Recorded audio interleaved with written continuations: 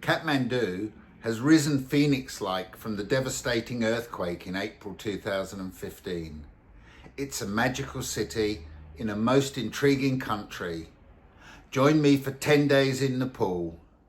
It's nothing like you imagine. Namaste. The flight from Adelaide to Kathmandu took 15 and a half hours with a 3-hour stop in KL. Nepal is still a very cost-effective travel destination and easily one of the most interesting places I've visited. It's a high-trust, low-crime country, therefore it's very safe. Well, except for the road to Ghandruk, but more about that later. Exploring with my 2 Nepalese friends made a huge difference to the adventure. My first 2 nights in Kathmandu were at the boutique Pahan Chen Hotel in Lalitpur, just a few steps from Patan Durbar Square. I especially loved the rooftop bar and spectacular mountain view. The Durbar squares in Kathmandu, Patan and Bhaktapur were all severely damaged in the 2015 earthquake. Restoration work continues, but the progress made so far is quite remarkable.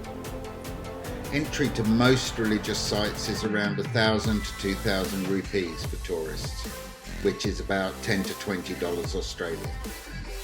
But much like Egypt, a couple of hours looking at temples is quite enough in my humble opinion. The lads took me on a pub crawl around Thamel, Kathmandu's party strip. It was like going back in time to the 1990s in Australia. Lots of live bands playing in packed pubs and clubs, all with a fantastic atmosphere. On day 3, we were up early to take the Mount Everest Scenic flight with Buddha Air. It cost around US $220, but was worth every cent. The flight takes about an hour and flies along the Himalayan range from Annapurna to Everest.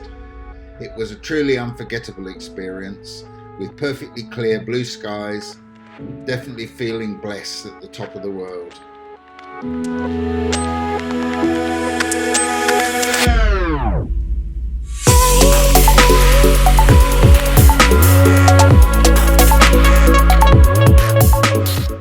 In the evening, we visited the Buddhist Swayambhunath Stupa, also called the Monkey Temple, which is believed to date back to 460 AD.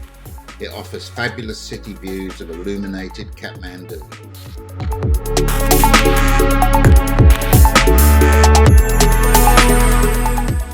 Day 4 started with a 50-minute flight to Nepal, followed by a transfer to Bardiya National Park for full day, half day and night tiger safaris. Our accommodation for the next 2 nights was the Bardiya Tiger Resort.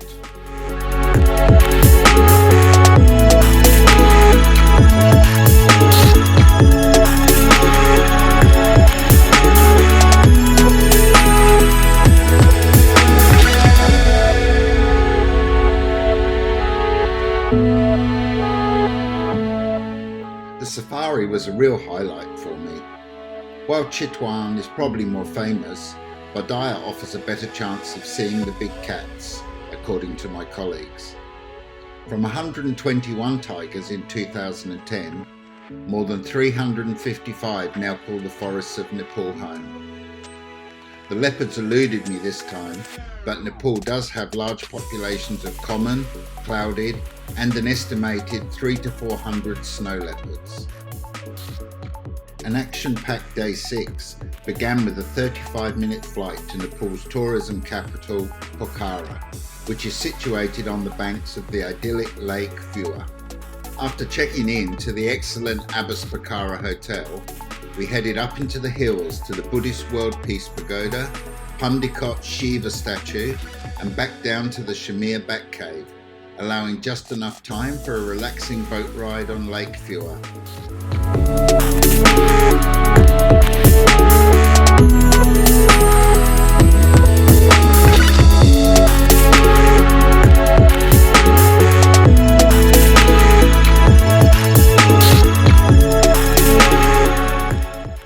Rock and roll lives in Nepal.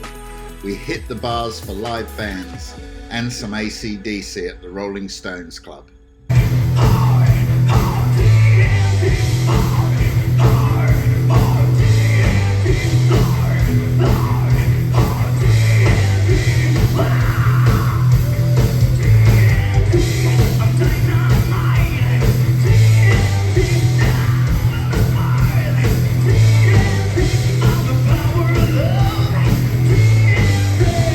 Nothing can prepare you for the 55-kilometre drive from Pokhara to the alpine village of Ghandruk. All that stands between you and certain death is an old Indian four-wheel drive and the brilliant extreme driving skills of the Nepalese drivers. The obstacle course includes mud swamps, cascading waterfalls, rock climbing, landslides, horses and pack donkeys. It's a white-knuckle thrill ride. On the return journey, the road was completely gone. Just a small path remained to cross the gaping ravine below. Eventually, we reached Ghandruk, more than 2,000 metres above sea level. Wow, what a view! Our accommodation had spectacular views of the Annapurna range.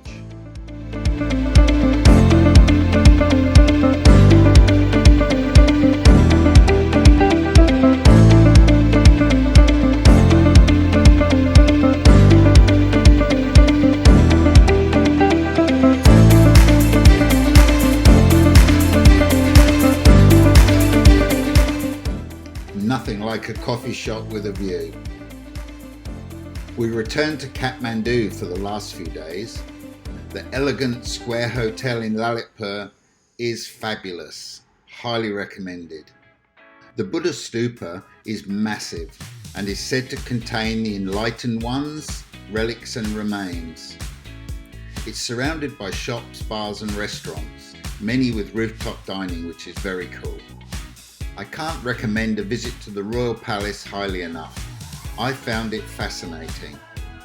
On June the 1st, 2002, 9 members of the royal family, including King Birendra and Queen Aishwarya, were killed in a mass shooting during a royal family gathering at the palace. It's every bit as contentious as Russia's Romanov massacre. Few in Nepal believe the official narrative. Tucked away in a parking garage is a restored 1939 Mercedes, which was presented by Adolf Hitler to King Tribhuvan, grandfather of Nepal's last king. The glass-floored Skywalk Tower is 256 feet or 78 metres tall. It offers excellent panoramic views of Kathmandu and a nerve-wracking walking experience.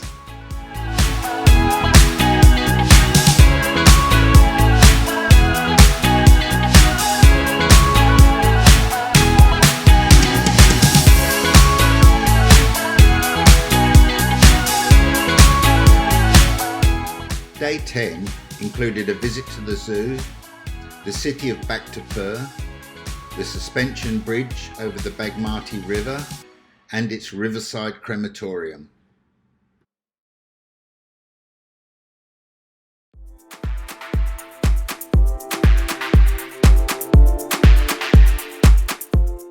The last full day was spent meeting my colleagues' families, a massage at the Windy Hill Health and Wellness Retreat, and then an evening farewell dinner.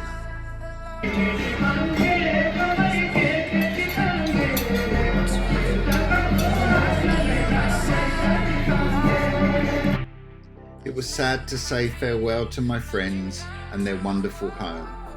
I do hope you enjoyed this adventure. Thanks for watching.